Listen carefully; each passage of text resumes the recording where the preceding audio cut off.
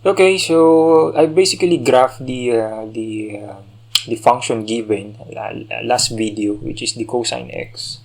And what I want you to do is sana just observe kung paano ba ni P of x yung nakuha natin na Taylor series representation. Paano niya ba ina-approximate si cosine x, di ba?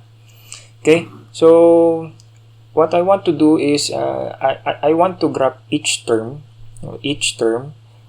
Siguro mag-start muna ako kay 1, and then the succeeding graph is dadagdagan ko siya ng dadagdagan ng term. Okay? So for now, i-ignore nyo muna yung x squared over 2, and i-graph ko yung p of x equals 1 muna. Okay? So modify ko lang muna. Okay. So this is the graph of p of x equals 1. As you can see, napaka-pangit na approximation niya, no?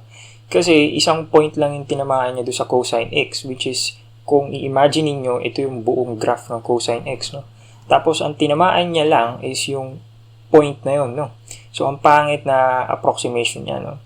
So ang gawin ko, idagdag ko yung x squared over 2. Okay. So modify ko muna yung graph. 2 over 2. Okay, so nakikita nyo is gumaganda na yung approximation natin, no? So from a constant, from a line, horizontal line, so naging parabola na siya, no? So medyo gumaganda na, no? Okay, so ang gawin ko is mag-add ng term. So sinolve ko na siya, no? Kanina, para hindi na tayo matagalan. So ang gawin ko is dagdagan ko siya ng term. So, ang susunod na term is x to the 4 over 4 factorial. 4 factorial is 24. Okay, para makita natin. Okay, so nakikita natin, no? Mas gumaganda na ngayon yung approximation natin. No? So, kanina nag-start sa horizontal line, and then naging parabola, and then ngayon naging parang almost nagiging cosine na siya, no? Nagiging cosine x na siya, no? Pero hindi pa rin talaga totally a good approximation, kasi mayroon pa tayong nakikitang graph dito. Yung mga points dito sa cosine x sa part na to is hindi niya pa natatouch, no? So itong part na to is basically a good approximation. Okay, so ang gawin ko, I keep adding and adding term. Okay, ang next dito is x to the 4. So susunod dito is x to the 6.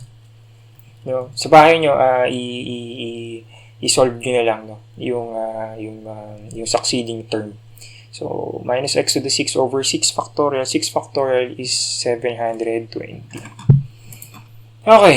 So, ayun. Nakikita nyo na, no? Mas dumadami yung points na natatamaan nung p of x ko, no? So, anong makukonclude natin? So, sige, isagad ko na hanggang x to the 8 plus x to the 8 over 8 factorial. 8 factorial is 40,320.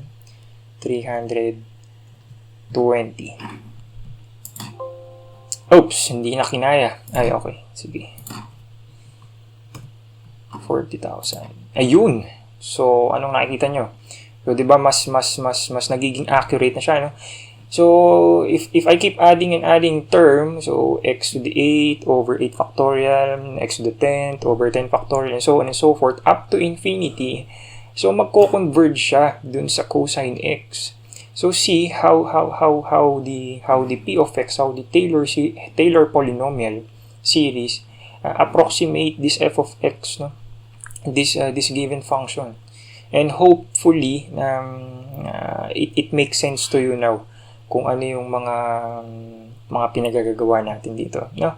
So hopefully na-appreciate ko itong graphical representation ni Taylor series, and thank you for listening.